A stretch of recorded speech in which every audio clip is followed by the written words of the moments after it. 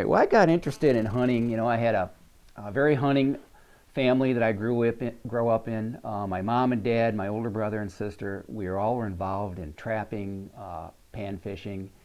And so I started out young, trapping muskrats, foxes, hunting fox squirrels, rabbits, pheasants. There were a few deer in this area as a young kid, and probably by the time I was, well, I don't know, 10, 11, 12, we started seeing deer with some regularity, but still, I would imagine the deer per square mile was something less than 10. I mean, it was a real rarity to see a deer, especially a deer with antlers. And that, so was what got me going as a young man, was actually seeing a deer, seeing a buck with antlers. And at about 12 years old, I picked up a bow and kind of gave up small game hunting and decided to chase whitetails with a bow, and that's where my real interest in deer started.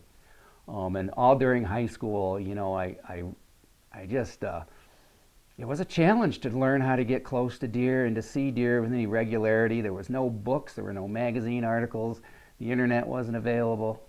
I'd say probably in about the late 60s, when I was a mid-teenager, I really was getting interested in trying to hunt deer. How can I get close to them? There were few magazine articles, no information. There were some friends of my father's that were bow hunters, and I would get ideas from them. And then my grandpa was a big drive up north deer hunter, and I would hear all these stories about going up north deer hunting. And that's where the deer population was much better, and people were actually taking some deer. So, a lot of this was trial and error, just learning it on my own. My parents weren't deer hunters, they were small game hunters, they didn't know anything about it. And so I picked up a bow young in life, started learning how to bow hunt, and that would have been with a recurve and cedar arrows. There was no camouflage, there were no tree stands. Nobody knew what a scrape or a rub meant. You were lucky to see a scrape or a rub in a square mile around here anyway. They were just few and far between because of the numbers of deer. But I just took to trying to learn. I decided to make the white-tailed deer my hobby. It was my passion at that time. And probably about time I was 12 or 14 years old, I killed my first buck. And I killed that with actually a flintlock muzzleloader in our gun season, because my father was really into muzzleloaders and flintlocks. And killed my first deer with a bow when I was in my early 20s. That probably would have been about 1975 or 76 in that time frame. So I was still hunting on the ground, but I was building blinds and learning how to hide myself and figuring out deer movement. And an opportunity for this property came up for sale in 1981. And this was a property I had permission to hunt as a young boy. It was actually where I took the second deer of my life on, is this property that I now own. And it was just, it was a wonderful opportunity, and we were fairly young and we couldn't afford it, but the fact that it was right next to my mom and dad's property was, I wanted to do everything I could to see if I could purchase this property. So, and Ann and I basically leveraged everything we had, pulled all our savings, and we bought this 67 3/4 acres in December of 1981. And that following spring of 1982, I went right into planting trees, trying to thicken it up. It had a lot of open, tillable ground on it at that time. The one great feature it still has is flooded timber, about 25 acres of flooded timber with a lot of peninsulas and nooks and crannies on it. But basically the property had no bedding areas really to speak of, not any real food sources. It is blessed to have a really good white and red oak population, predominantly white oak. So the few years you'd have the heavy oak mass, you'd have a good deer population in here. So as the years went by, I just started, taking notes. We've got a heavy acorn population. I'm seeing large numbers of deer. And I would say I was probably maybe 25 years old when I started writing down every deer hunt that I took. And I would write down, the date of the hunt, the weather conditions, how many deer I saw. About that time, I subscribed to a magazine called Deer and Deer Hunting. And that magazine really changed my life, because there were some great editors and contributors to that magazine. And they wrote some interesting articles, everything from deer biology to deer movement, and small articles about deer habitat. So I would cut out articles about deer habitat and put it into a folder. And later I would utilize those articles to start doing my own plan and build this deer habitat here on our farm. As a side note, I've been a mechanical engineer all my life, so my mind was sort of tuned to do that. I was a draftsman and moved into the engineering profession, so I was always one of those guys that wanted to break the puzzle apart and see why it worked and put it back together again. So I recognized that this property lacked a lot of things that it needed to have good deer movement, and I'd been lucky enough to have permission to hunt on other people's properties. Had a lot of diversity, had great bedding areas, and I thought, you know what, I can do the same thing here. And I just went off on planting all kinds of diversity in tree species, from conifers to spruce to deciduous trees to willows to dogwoods, hard and softwoods, and really pushed hard on that. I would say during the 80s and up into the mid-90s, I planted a lot of trees because I wanted to create cover. And I knew that was one thing this property didn't have.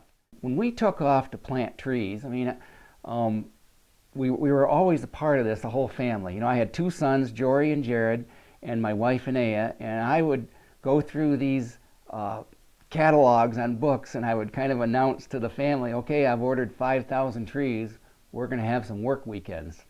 And the boys would go, oh, Dad, and they would say, really? And I'd say, yeah, I need you guys' help, but we all got into it and we really enjoyed it. And back in those days as a draftsman, I would design out where I wanted to have thick clusters of cover and where I would run lines of trees, and we'd take off and start putting the trees in the ground. And sometimes it would be just Anea and I, but often it would be all of us together. And it was a very enjoyable time in the family now when I look back. And I took a field that in, I believe 1989 was a bean field, and decided, okay, we're going to quit the cash crop farming and we're going to start planting all these trees.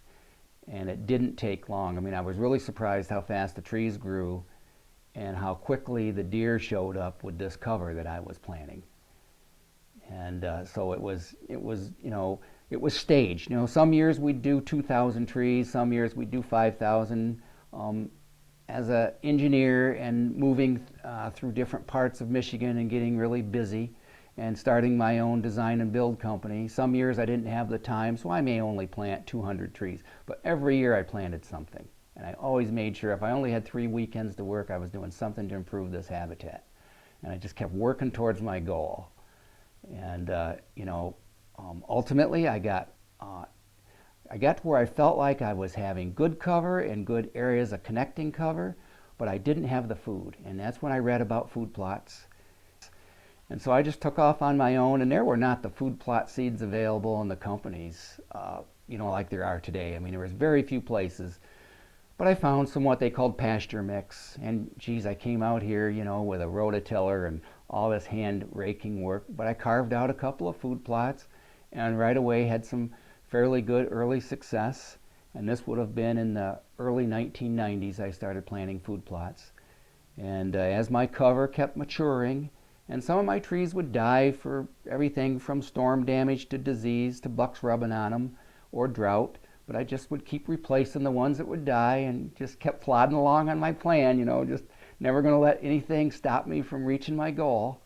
And as the years went by, I started planting more and larger food plots. Bought a tractor in the mid-90s, and that really helped me. I bought an International Cub and about a 6-foot disc and a couple of drag implements that went along with it. And boy, then I really started seeing the changes. I started putting 2 to 4 acres of food into the property, and the deer really responded. And during that time, that was when I started hearing about this organization called Quality Deer Management. And I would read an article here or there, see something on TV about it. And because of my just passion for deer hunting and love of what I was doing, I ended up just by happen chance ran into a gentleman in the area. His name was Dan Timmons, and he was putting together the first quality deer management branch in this part of Michigan. And we hit it right off because I had already started passing young bucks on my own before I'd even become a member of Quality Deer Management. I'd been lucky enough to kill a couple of nice bucks. There's a couple of nice 11 and 10 pointers behind me, and I had learned how to kill 3 and 4-year-old bucks by that time and knew what it took to get there. And I just wanted to see more of them, because you would hunt all season long to see one deer that was in the 120s or 125 inches. Behind me I have two walls of deer, and the one series of deer are noticeably small deer, and that was my frame of mind and how I hunted, and that was typical Michigan deer hunting tradition. You had a buck tag, and if a buck walked by you, you tried everything you could to kill it. Nobody understood age. I mean, it didn't matter if it was a 6-point, if it was a spike, if it was an 8-point. It was a buck, darn it, you know, and that was how I was raised. That's what everybody did. And it was a lot of fun. I'm not going to say, you know, it taught me a lot about hunting, but basically I have one wall that shows a number of 1.5 and an occasional 2.5 on it. And then the other wall shows a number of 3.5, 4.5, 5.5-year-old bucks that I took. And that was my progression. I found myself becoming an efficient deer killer. I was one of the few guys in this area that was killing 2 bucks every season with a bow. And I just didn't, you know, I got tired of tagging out early in the season before the rut, and I did that to myself a couple of times and was disappointed for doing it. And I said, you know what, I'm just going to start hunting older, mature deer, and I'm going to start passing bucks. And all of my friends and my family, though, I'd say, yeah, you know, I seen 6 bucks this week. Well, how come you don't have him hanging? I said, well, they weren't the right size I was looking for. And they shake their head, just think, what in the heck is wrong with you? You know, why would you let a deer walk by?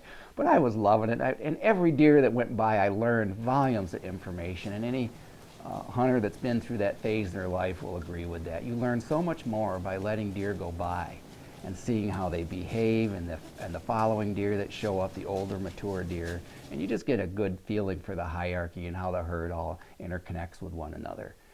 And so it was just, you know, this wall really represents kind of my progression in, you know, my maturity and how I feel about deer hunting. And today, if it's not a 3.5 or older deer, I'm just not interested in taking it. And you know, we're lucky enough every once in a while to have some remarkable 2.5s in this area.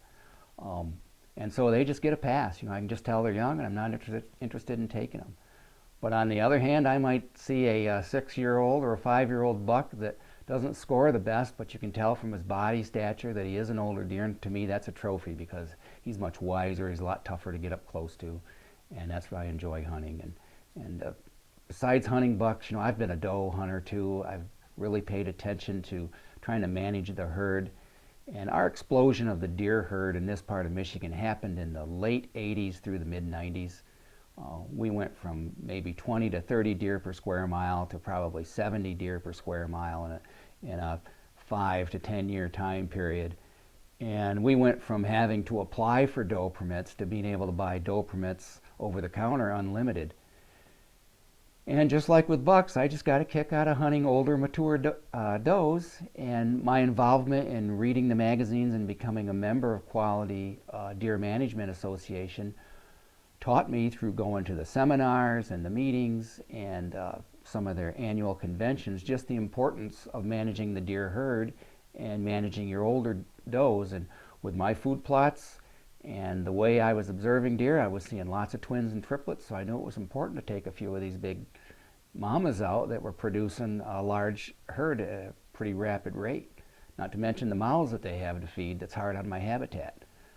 So there was a lot I was learning all at once, but I was picking up everything about deer movement, about deer behavior, rutting, and focusing that on my habitat management as well. And by the time I got into the 90s, late 90s and early 2000s, I really started focusing on connecting all of my cover and creating great bedding areas and travel corridors so that I could set my tree stands into really good places for ideal hunting conditions. And you know, because of my involvement with Quality Deer Management, I started reading and hearing terms called sanctuaries, leaving areas on your property that you leave alone.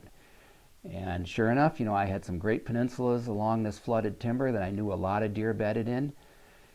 And I just started designating areas that were no-go zones. And because of my family and with their close proximity to the family and them being small game hunters, it created quite the spirited debates with my father and my mother and my brother. And what do you mean we can't go walking in there at this time of the year? And you know, I would have to say there were some moments there they thought I was totally out of my mind, didn't quite understand what I was doing. but I enjoyed the fact that I was doing it and I was committed to it, and they could see my passion, and they pretty much respected it most of the time. You know, I'd have a few minor issues, but over the years they saw, you know, just like I would call leading through example. You know, they're out hunting, and it's the second or the third day of the firearm season, and they're not bow hunters, so they're just gun hunters, and they don't have anything hanging. They haven't seen anything, and well, what'd you see this morning? Well, I saw 45. How did you see 45 deer? Well, you know, I was on the edge of my sanctuary, you know. And it was conversations like that that really kind of opened up their eyes, and the kind of deer I was killing. You know, to this day they continue to take the first deer that's in front of them that holds still, because you know, that's just their tradition, and I love them for it, and they have all kinds of passion, and it's great. I slap them on the back and congratulate them.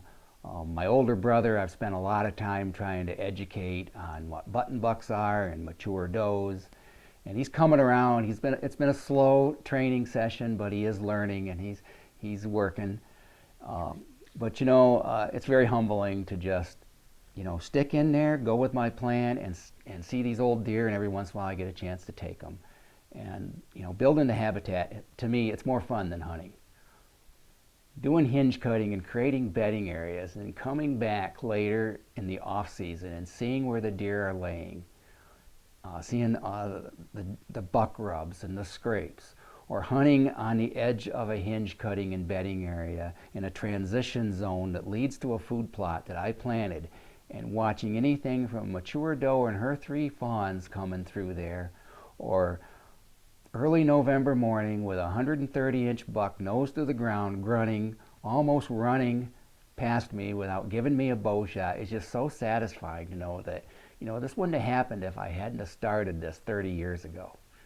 So, you know, in the beginning I didn't know where I was going to end up, but it became a passion, and I just didn't really know where to stop. And to this day I don't stop. And it's led to building businesses, you know, completely stepping out of the engineering field that I was in and taking off and building a habitat business for consulting for other hunters and landowners.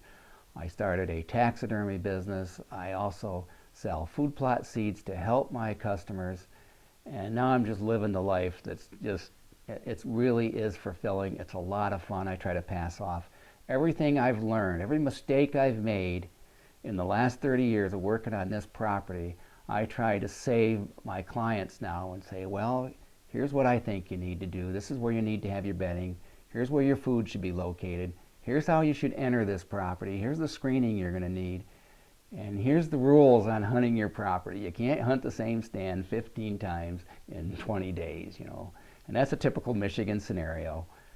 And, you know, it's just something that has really been very rewarding to do this.